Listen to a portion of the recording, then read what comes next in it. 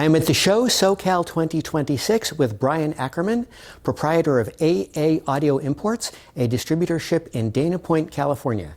Good to see you, Brian. Yeah, good to see you. Give us a little tour of your system here. Yeah, so starting with the APL music server here from Bulgaria. This is a dual computer, and it has a separate computer for server and streamer, and it converts everything to DSD. So it takes all the files and converts it to DSD. Down below is their flagship DAC called the DSD-GR. And the rack is a Wilson Benesch rack from England. Over here we have the Ancient Audio CD player, which is a Redbook only player. It's using a CDM8 Pro mechanism, which is a brand new mechanism now. And where's Ancient Audio located? They're in Poland. Mm-hmm. Yep, and then down here is the Emperor Extreme integrated amp from German Physics.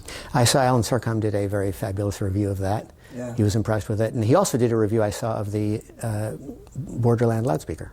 Yes, yeah, I remember that. So tell us, how did you source these brands from Bulgaria and from Poland? How did you find them?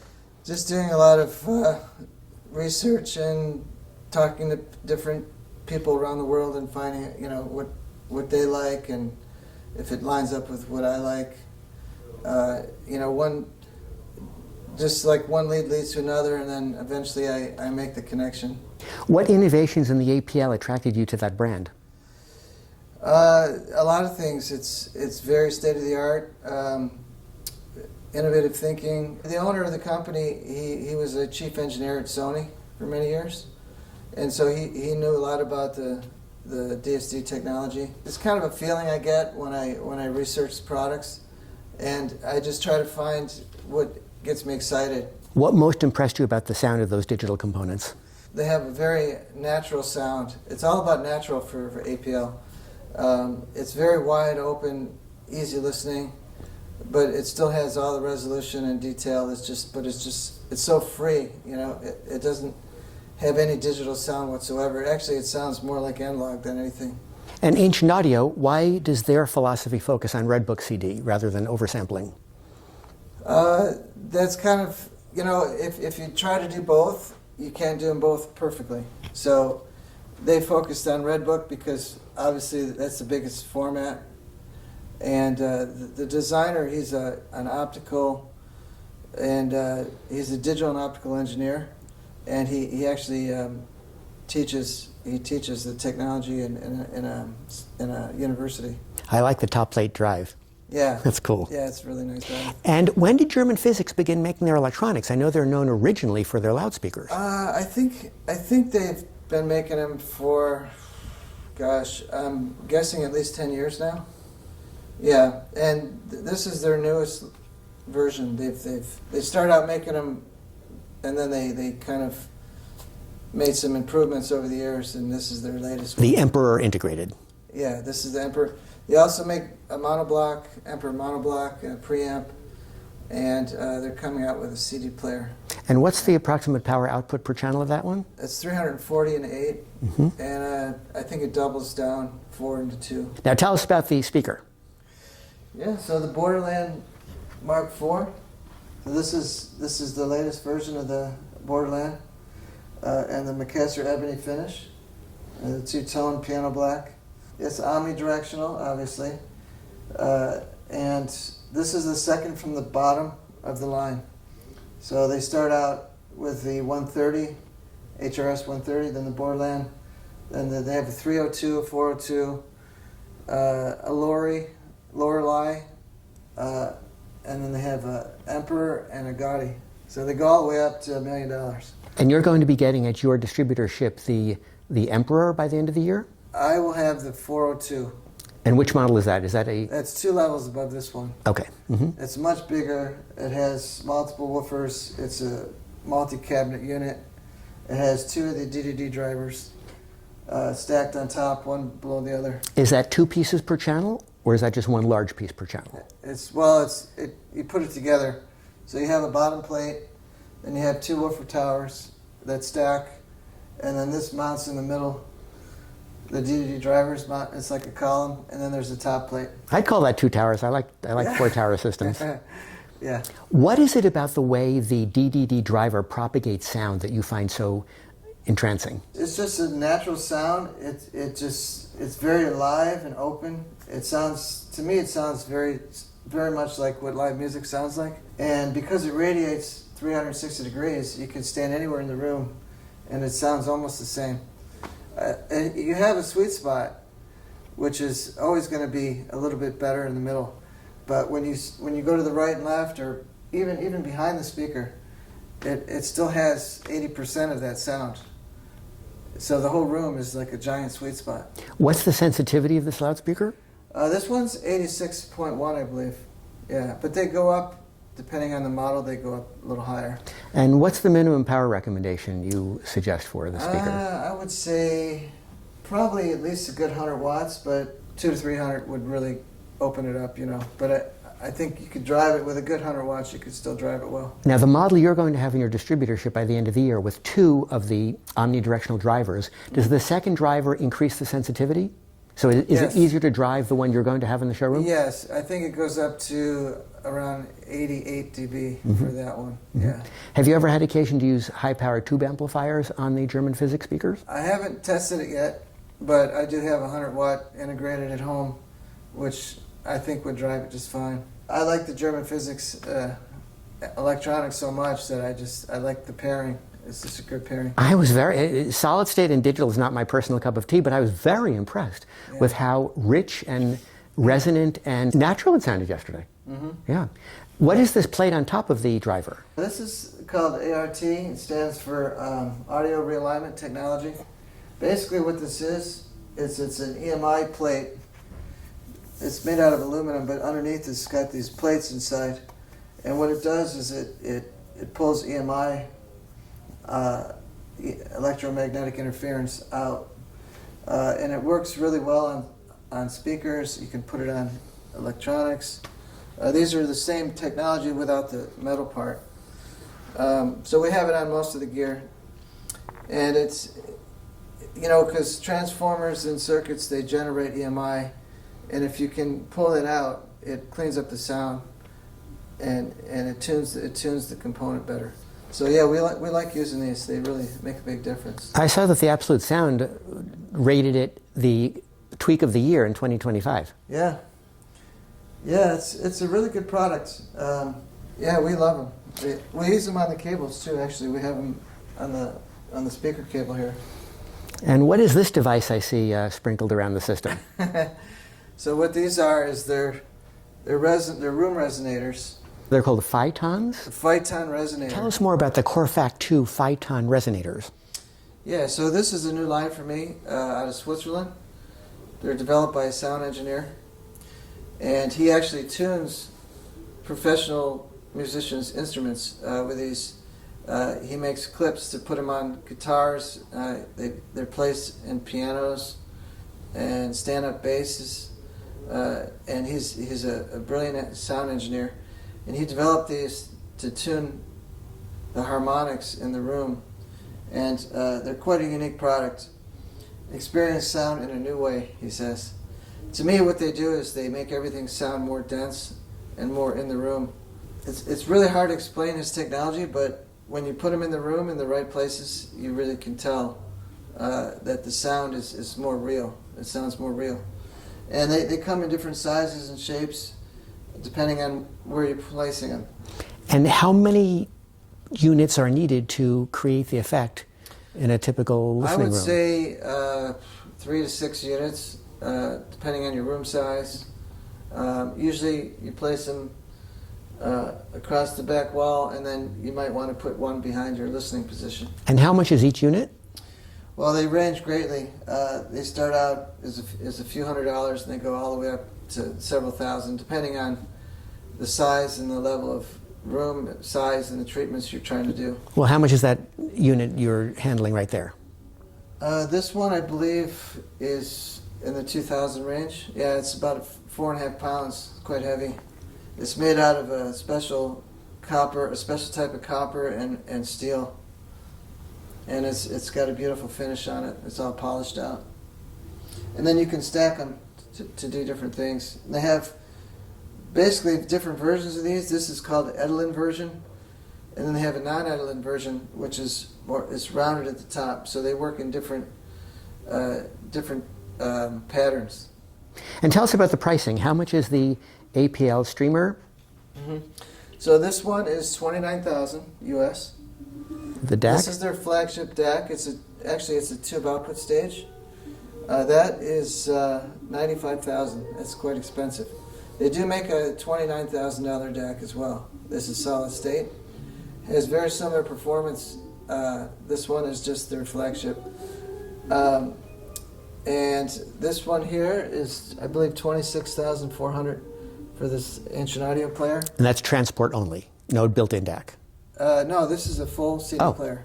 Yeah, you can use it as a transport. Mm-hmm. This is unique because you can use it as a CD player, a DAC, a preamp, or you can actually set it up as it can control your speaker as well as a speaker management system. But you have to have the engineer come out and set that up. So that's quite a nice unit because you can run that straight to your amplifier. And how much is the Emperor integrated? That one is just under 60. I believe it's 59 something. Just under 60. And the price per pair of the Borderland Mark IV? $54,000. Mm-hmm. Yeah. And that's in the standard finish. Piano black is a standard finish. This is an upgraded finish, so you add a little bit for that. Tell us about this very fancy-looking extension box here. This baby is from Sin Aaudio, S-I-N Audio, out of Bulgaria, and it's a completely passive power distributor. It's made with forged carbon and aluminum chassis.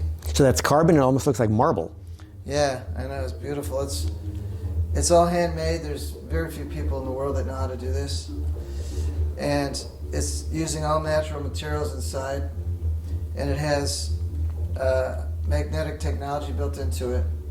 So there are no discrete components inside, it's natural materials. It's all natural materials, yeah. We make 3 models. This is their flagship model. They start around $14,000. And we have a 6-outlet unit. This is a 10-outlet unit. And there's another 10-outlet unit that's got this same design without some of the magnetic technology inside. And then we're working on another one that's going to have 8 outlets, bigger unit with silver wiring inside by stage 3 actually. And what do you hear different when you use this as a power distributor versus a conventional, inexpensive power distributor? To me, it just completely removes the noise to the point where it's invisible, and you just hear music with nothing attached to it. It just sounds so free and open. And I like passive power distributors because I don't want to hear any filtering of the sound or softening of the sound. So this doesn't do that. It just eliminates the noise and it allows the music to be free. That's what I think. It just opens up the sound. Now tell us about these Anaconda-size Stage 3 cables. So yeah, I've been working with Stage 3 for over 25 years. They're based out of Oregon. This is our latest flagship interconnect called the Charon, spelled C-K-A-H-R-O-N. These are all handmade. The housings are made out of a resin, a special resin that we make molds for, as well as the plugs, and we use pure silver pins. It's a triple vacuum cable, so each leg has got its own vacuum in it, vacuum dielectric. And then the conductors are silver and palladium alloy, so we have those made special. And this is our flagship power cord called the Phyton. That is a monster. The same thing, it's a triple vacuum. This is about a 30-pound power cord, so you really don't want to hang it off the back of the components, mainly for amps and power distributors. And that's also palladium and... Silver palladium alloy conductors. Mm-hmm. You could pass 100 amps of current through this. Not that you would, but it's got plenty of headroom. What gauge roughly does that work out to be? Boy, I would say probably in the 2-gauge range. Yeah. So we make a full line of silver palladium cables. We have 7 power cords, 3 interconnects, 3 speaker cables. We have speaker jumpers, we have digital cables, we have analog phono cables. So we make the full range. These cables are sold worldwide. We have distributors in several countries in Europe and Australia, and they've been around for almost 30 years. And Aaudio Imports is the North American distributor? We're the global distributor. Ah. So we manage the world market for them. What are those cool looking footers and cable elevators? Yeah, so this is Node from the UK. This is a unique isolation footer. So basically what they do is they isolate, they have ceramic plates inside, and they have a gimbal top that moves, and when you put weight on it, it stabilizes the energy into the ceramic plates to dissipate vibration.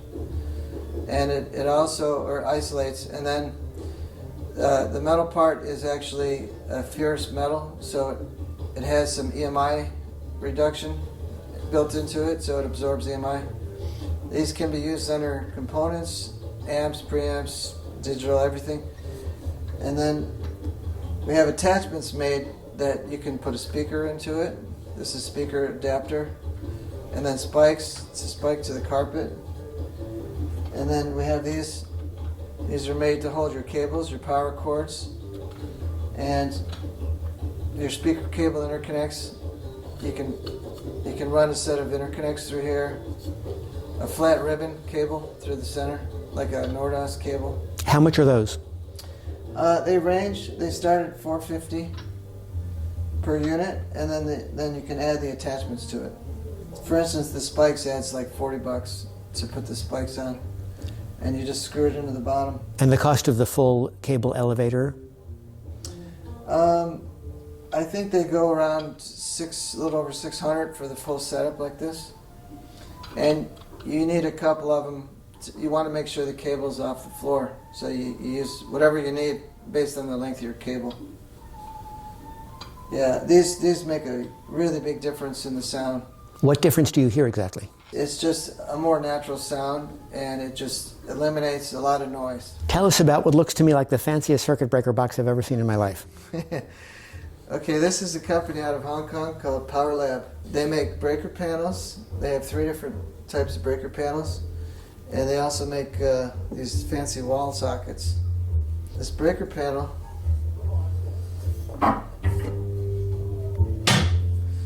you can mount this right in your room, run your hard line into it. It has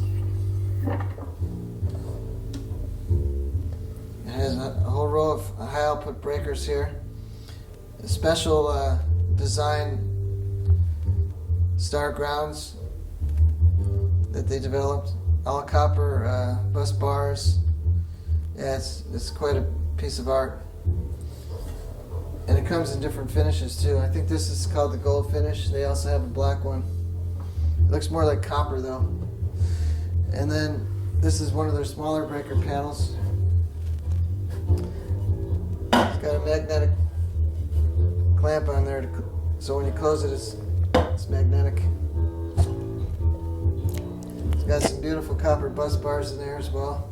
Any qualified electricians can install it. It's basically a sub panel, and they wire up just like any other sub panel. Well, it's such a work of art, most electricians might be afraid to touch it. Yeah, or they're gonna, what is this? Like, I've never seen this before. I'm sure they haven't.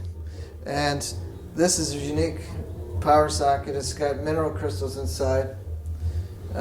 It's got a specially made outlet with I believe the outlet is German made. It's got all kinds of unique materials inside it. Some of it's proprietary. This is around $880. The whole thing is one piece. And this one, I believe, is just under $2,000 for this panel. This one is $8,800, and then they make a bigger one for, I think it's in the $14,000 range. They make a really big double-sized one. Well, thank you for introducing us to all of these exotic products, Brian. You're Very welcome. cool stuff. So what is the philosophy at Audio Imports? Because you really have quite a collection of exotic, not very well-known brands. I'm always more into the ultra high-end. The more exotic, the better for me. I like working with small companies that make unique products that, you know, it's not the mainstream. I seek out these companies, and then if I like what they're doing, then I help build the brand. I've done this for almost 30 years now, and I've built a lot of brands in the U.S. For me, it's all about getting that last bit of magic out of the sound, you know. And when clients come to you in Dana Point, what kind of facility do you have there? Well, I have a showroom on the lower level of my home. It's quite a big showroom, and I have all my products in there, and people can come, you know, and listen by appointment. And I have dealers that can send their clients to me, and I can do demos for them as well. And what else should the viewers know about your philosophy? My philosophy is all about setting the system up properly. So you can have really great products, right? But if you don't set it up properly, you're not going to get the true performance out of it. For me, it's about placement of everything, and it's about all the tuning that you do to bring out the best in the sound. So that takes a lot of, you know, experience and knowledge to be able to do that properly. Well, thank you very much for the tour, Brian. Have a wonderful show. Thank you.